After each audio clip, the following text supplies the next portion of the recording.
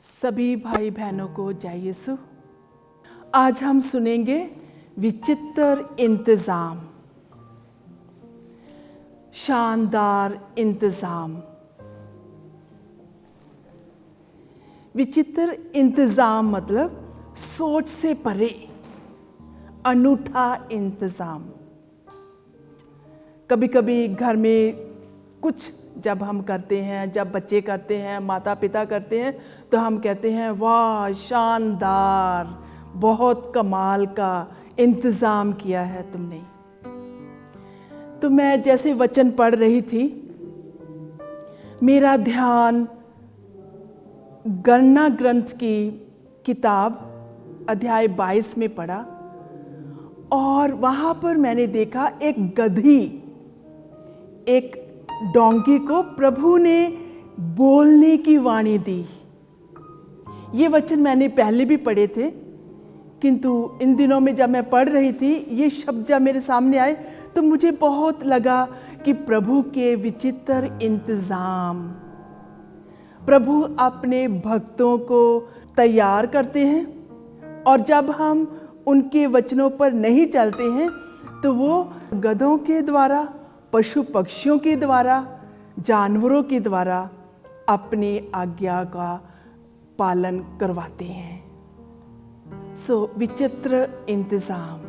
सबसे पहले वचन में हम पढ़ेंगे मत्ती का सुसमाचार अध्याय 6 पद संख्या 25 की 26 में प्रभु हमें याद दिलाते हैं, मैं तुम लोगों से कहता हूँ चिंता मत करो और ना अपने जीवन निर्वाह की कि हम क्या खाएंगे, हम क्या पिएंगे, हम क्या पहनेंगे। मेरा ख्याल यही एक चिंता है जो इंसान को आनंद से नहीं रहने देता, और जो इस चिंता से परे हो जाते हैं, यानी कि इस चिंता का महत्व समझ जाते हैं, वो इंसान इस दुनिया में सबसे खुशी और आनंद से रहते हैं। प्रभु कहते हैं आकाश के पक्षियों को देखो, वे ना तो बोते हैं, ना लुनते हैं और ना बखारों में जमा करते हैं, फिर भी तुम्हारा स्वर्गीय पिता उन्हें खिलाता है। क्या तुम उससे बढ़कर नहीं हो?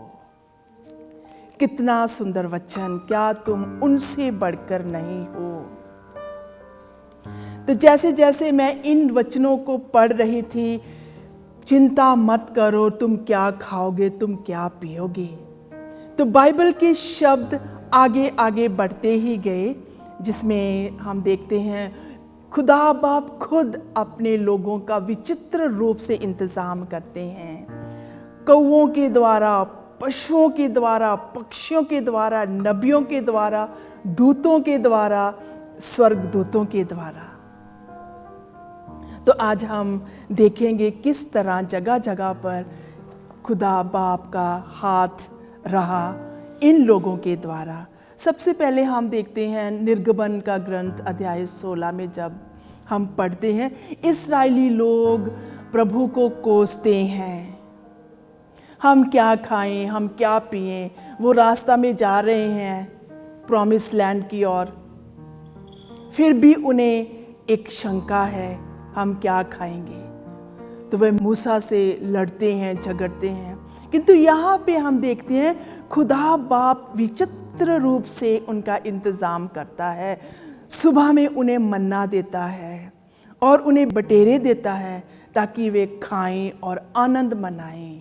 तो क्या कितना अद्भुत चमत्कार और तरीका है प्रभु का अपने लोगों को अपनी ओर खींचना। जैसे जैसे हम आगे जाते हैं, मूसा के साथ इस्राएली लोग बढ़ते ही जाते हैं। रास्ते में उनको फिर से प्यास लगती है और वे फिर से मूसा को कहते हैं हमें पानी दे, हम भूखे हैं, हम प्यासे हैं। और मूसा एक बहती हुई नदी को देखता है और वहाँ पे जब वो पानी पीते हैं, उस जगह का पानी कड़वा था, उसे मरहा बोलते हैं। और खुदा बाप फिर से उन्हें एक लकड़ी देते हैं और वो लकड़ी को पानी में डालते हैं और पानी मीठा हो जाता है। विचित्र इंतज़ाम, कितना सुंदर इंतज़ाम। प्रभु खुदा कड़वे पानी को मीठा कर देता है, उन्हें मन्ना देता है, उन्हें बटेरे देता है, खाओ और आनंद मनाओ। फिर भी उस आनंद को लेने के लिए इस्राएली लोगों का मन फिर से वो अंधकार में ही रहता है। प्रभु इंतज़ाम करता है, शानदार इंतज़ाम करता है। मेरे प्यारे भाइयों और बहनों, आप मुझे सुन रहे हो, मैं आपसे यही कहना चाहती हूँ, आओ हम रियली झांके अपनी ज़िंदगी में किस तरह खुदा बाप ने आपकी ज़िंदगी में और मेरी ज़िंदगी में इंतज़ाम किए हैं। हम उस इंतज़ाम का वर्णन भी करने के योग्य नहीं है, क्योंकि प्रभु हमें प्यार करता है। मैं आपको ये भी कहना चाहती हूँ, आज आपकी चिंता ईश्वर पर छोड़ दो, वे आपका ख्याल रखता है। क्या खाएंगे, क्या पिएंगे, सब कुछ हम जब प्रभु पर छोड़ते हैं तो वो हमारा इंतज़ाम करता है। अभी हम सुनेंगे राजाओं का पहला ग्रंथ अध्याय 17 पद संख्या 2 से 6 में हम देखेंगे। कहते हैं, इसके बाद एलिया को प्रभु की वाणी ये कहते हुए सुनाई दी, यहाँ से पूर्व की ओर जाओ और यरदन नदी के पूर्व क्रीत घाटी में छिपे रहो, तुम नदी का पानी पियोगे। मैंने कौवों को आदेश दिया है कि वे वहाँ तुम्हें भोजन दिया करें। प्रभु ने जैसा कहा एलिया ने वैसा ही किया। वे जाकर यरदन के पूर्व क्रीत की घाटी में रहने लगा। कौवे सुबह शाम उसे रोटी और मांस लाकर देते रहे और वह नदी का पानी पीता रहा। मेरे प्यारे भाइयों और बहनों, मुझे बहुत आनंद लग रहा है, बहुत खुशी लग रही है जब मैं इन वचनों को पढ़ रही थी और मैं अभी आपको सुना रही हूँ कि किस तरह एक विचित्र अनूठा इंतज़ाम जो खुदा बाप हमारे जीवन में करता है। अगर इन वचनों के द्वारा मैं यही चाहती हूँ कि जितने भी इन वचनों को सुनते हैं, आओ हम अपने विश्वास को बढ़ाएं।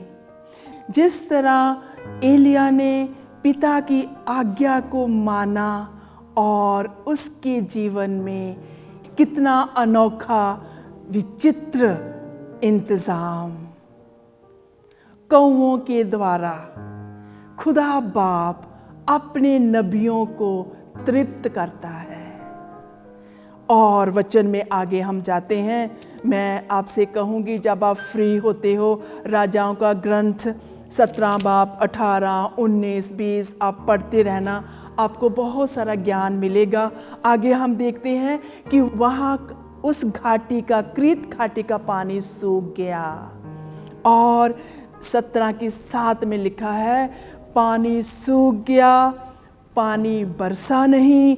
तब एलिया को प्रभु की आवाज़ ये कहते हुए सुनाई दी, उठो सीदोन के सरेप्ता जाओ और वहाँ रहो। मैंने वहाँ की एक विधवा को आदेश दिया है कि वे तुम्हें भोजन दिया करे। मेरे प्यारे भाइयों और बहनों, कितना सुंदर इंतज़ाम है। जब एक जगह पर खाना, भोजन, पानी खत्म हो जाता है, प्रभु दूसरी तरफ उसके लिए दरवाज़ा खोलता है। तो ये है इंतज़ाम। आज प्रभु भी हमारे जीवन में इंतज़ाम करना चाहता है। आज प्रभु भी हमें भोजन से, पानी से तृप्त करना चाहता है, किंतु एक ही कार्य हमें करना है। आओ हम अपने विश्वास को मजबूत करें और उस पिता के साथ अपना नाता जोड़ें, तो अवश्य ही वे हमारे जीवन में अनोखे कार्य करेगा, इंतज़ाम करेगा। हमारे लिए एलिया एक अद्भुत नमूना है। फिर से हम देखते हैं राजाओं का पहला ग्रंथ अध्याय 19 पद संख्या 3 से 8 में। आप खुद पढ़ना, मैं थोड़ा सा विस्तार से नहीं बताऊंगी, किंतु कुछ शब्द बताऊंगी कि किस तरह एलिया इज़ाबेल से डरता हुआ झाड़ी के नीचे बैठा हुआ था। वो भूखा और प्यासा था। वचन पढ़ना चाहती हूँ। इससे एलिया भयभीत हो गया और अपने प्राण बचाने के लिए यूदा के एबरशेबा भाग गया।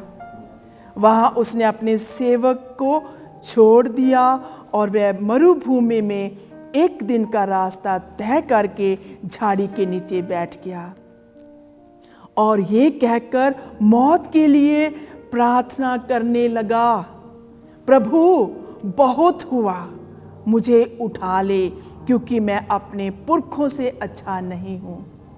वे झाड़ी के नीचे लेट गया, किंतु एक स्वर्गदूत ने उसे जगाकर कहा, उठिए और खाइए।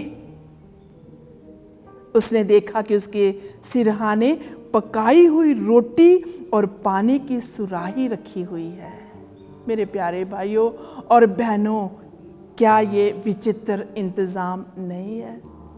जब एलिया भूखा और प्यासा झाड़ी के नीचे डरता हुआ बैठा हुआ था, उस समय स्वर्गदूत उसे रोटी और पानी देता है।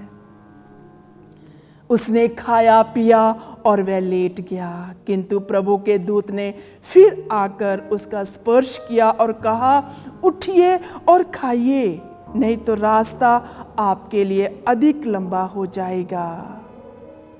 उसने उठकर खाया पिया और वह उस भोजन के बल पर 40 दिन और 40 रात चलकर ईश्वर के पर्वत होरेब तक पहुंचा। आओ हम एक क्षण के लिए अपनी आंखों को बंद करते हुए उस महान पिता को धन्यवाद करें।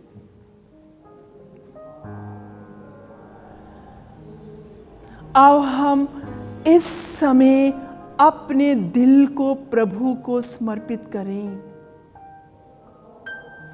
कभी कभी हम सोचते हैं कि प्रभु ने दूसरे लोगों के जीवन में चमत्कार किया, किंतु मेरे जीवन में चमत्कार नहीं करता। आओ हम उस महान प्रभु की हाजिरी में आए और अपने विश्वास को बढ़ाने के लिए प्रार्थना करें। प्रभु, मैं हताश हूँ, मैं निराश हूँ, मैं चिंता करता हूँ, मैं तेरे वचनों पर नहीं चलता हूँ, मैं हताश हो जाता हूँ या हो जाती हूँ। इस समय मेरे प्रभु मेरा इंतज़ाम कर। जो जो कमी है हमारे जीवन में, आओ हम प्रभु से प्रार्थना करें। प्रभु इंतज़ाम करने वाला ईश्वर है। वे हमारे दिल की गहराइयों को जानता है और पहचानता है। वे हमें हर दुर्घटना से बचाता है। जिस तरह उसने बलआम नबी को बचाया, प्रभु ने गधी को, डोंकी को बोलने की शक्ति दी और उसके जीवन में उसे सावधान किया। उसी तरह आज प्रभु हमें सावधान करना चाहता है। मेरे प्यारे भाइयों और बहनों, आओ हम अपने दिल को प्रभु की ओर उठाएं, ताकि प्रभु हमें अपनी शक्ति से भरे और हमारे हर इंतज़ाम को सफल करे। जो भी हम चाहते हैं, मैं विश्वास करती हूँ कि प्रभु आज हमें देगा। आओ हम उससे मांगते रहें और वचन सुनते रहें। दानियल का ग्रंथ अध्याय 14 पद संख्या 23 से लेकर 42 तक इसमें बताया गया है कि किस तरह दानियल नबी, एक जो नव युवक था, वो प्रभु को प्यार करता था, उसने मूर्ति पूजा को नष्ट किया और दूसरे जो उसके अपने लोग थे जो भक्ति करते थे, उनके विश्वास को मजबूत किया। किंतु वहाँ के जो लोग थे, बाबुल निवासियों ने राजा के विरुद्ध क्रोध किया और कहा कि अगर तुम दानियल को हमारे हवाले नहीं करोगे तो हम राजा को और उसके परिवार को मार डालेंगे। तो राजा ने क्यों दानियल को बाबुल निवासियों के हाथों में सौंप दिया?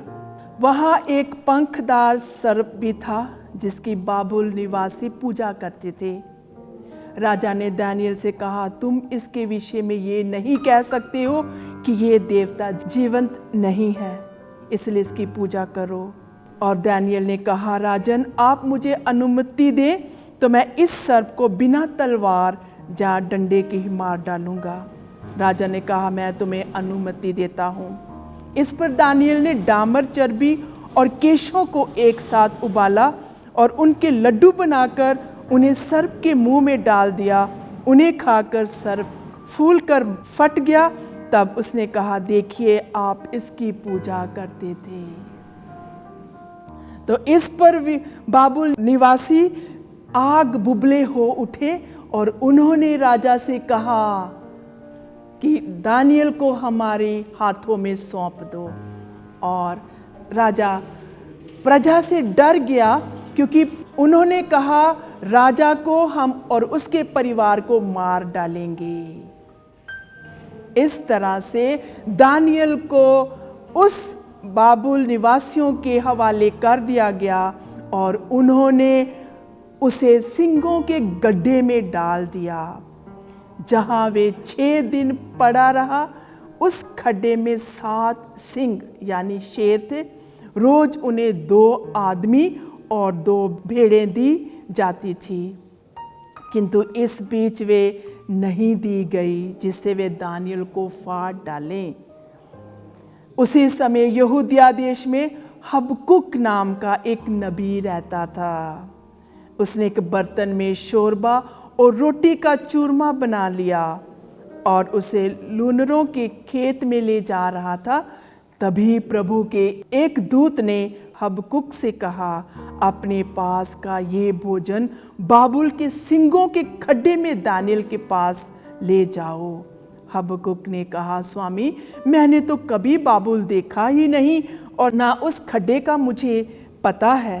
तब प्रभु के दूत ने उसके सिर की चोटी पकड़ ली और सिर के केश पकड़कर अपनी पावन शक्ति की झोंकों से ले जाकर बाबुल में खड्डे के पास छोड़ दिया। हबकुक ने पुकारा, दानियल दानियल ये भोजन लो जिसे ईश्वर ने तुम्हारे लिए भेजा है। दानियल ने कहा, तूने मेरी ओर ध्यान दिया, तू अपने भक्तों को नहीं त्यागता। दानियल उठकर खाने लगा। ईश्वर के दूत ने हबकुक को फिर उसके स्थान पर पहुंचा दिया। क्या विचित्र, क्या अनोखा, क्या शानदार इंतजाम। मेरे प्यारे भाइयों और बहनों, मेरी आत्मा प्रभु में खुशी मनाती है, क्योंकि हमारा प्रभु महान प्रभु है जो अपने भक्तों का ख्याल रखता है। आज वे प्रभु आपका ख्याल रखता है और आपको प्यार करता है। भजन स्तोत्र 34 की 10 में लिखा है, कहते हैं, शेर भूखा रह सकता है किंतु उसके खोजियों को कभी भी किसी चीज की कमी नहीं होगी। एक और विचित्र इंतजाम हम सुनेंगे। राजाओं का दूसरा ग्रंथ अध्याय 4 पद संख्या 8 से हम पूरा चैप्टर अगर पढ़ेंगे तो हमें पता चलेगा। मैं आपको यहाँ तक बताना चाहती हूँ 10 तक कि किस तरह अलीशा किसी दिन शूनेम होकर जा रहा था। कहते वहाँ एक धनी महिला ने अनुरोध किया कि वे उसके यहाँ भोजन करें। इसके बाद जब जब उसे वहाँ होकर जाना था तो वह उसके यहाँ भोजन करता था। उसने अपने पति से कहा, मुझे विश्वास है कि जो हमारे यहाँ भोजन करने आया करते हैं वे ईश्वर भक्त हैं। हम छत पर एक छोटा सा कमरा बनाएं, हम उसमें एक पलंग, मेज, कुर्सी और दीपक रख दें। जब हमारे यहाँ आएंगे तो उसमें विश्राम करेंगे। मेरे प्यारे भाइयों और बहनों, ईश्वर इंतज़ाम करता है और अनोखे रूप से इंतज़ाम करता है। तो अंत में मैं आपको ये कहना चाहती हूँ, निर्गमन का ग्रंथ अध्याय 15 पद संख्या 26 को हम सुनेंगे और देखेंगे कि क्यों प्रभु हम पर अपना प्यार उड़ेलता है, क्यों वो हमारे लिए विचित्र इंतज़ाम करता है, क्यों वो हमारी देखभाल करता है और क्यों इन लोगों के जीवन में प्रभु ने इंतज़ाम किया। प्रभु ने कहा, यदि तुम अपने प्रभु ईश्वर की वाणी ध्यान से सुनोगे और उसकी इच्छा पूरी करोगे, उसकी आज्ञाओं और सब विधियों का पालन करोगे, तो मैं वे बीमारियां तुम्हारे ऊपर नहीं ढाऊंगा जिन्हें मैंने मिस्र पर ढाई थी, क्योंकि मैं वे प्रभु हूँ जो तुम्हें स्वस्थ करता हूँ। मैं वो प्रभु हूँ जो तुम्हारी देखभाल करता हूँ। तो अगर प्रभु अपने पशु पक्षियों, जानवरों, स्वर्गदूतों और संतों के द्वारा अपने भक्तों की परवाह करता है, देखभाल करता है, तो क्यों ना प्रभु आज हमारी भी देखभाल करेगा। आओ हम प्रार्थना करें। हे पिता ईश्वर, तेरा धन्यवाद करते हैं आज के सुंदर दिन के लिए। प्रभु, तू राजाओं का राजा है, महान प्रभुओं का प्रभु है। आज हम तेरा धन्यवाद करते हैं प्रभु, तेरे इन इंतज़ामों के लिए तेरा धन्यवाद करते हैं। हम अपने जीवन के लिए धन्यवाद करते हैं जो आपने हमारे लिए महान कार्य किए हैं। आज खास करके मैं सब परिवारों को, तेरे बेटे बेटियों को तेरे चरणों में चढ़ाती हूँ जो हताश और निराश हैं, क्योंकि उनके जीवन में इंतज़ामों की कमी है। उनके जीवन तक ये वचन पहुँचे, चिंता ना करो, हम क्या खाएंगे, हम क्या पिएंगे, किंतु आओ हम उस महान प्रभु पर विश्वास करें जो हमें प्यार करता है, उसकी आज्ञाओं का पालन करें, ताकि प्रभु हम पर अपनी कृपा ओस की तरह बरसाई, जिस तरह उसने अपने श्रद्धालु भक्तों पर बरसाई है। ये प्रार्थना करते हैं प्रभु यीशु के नाम से, आमीन।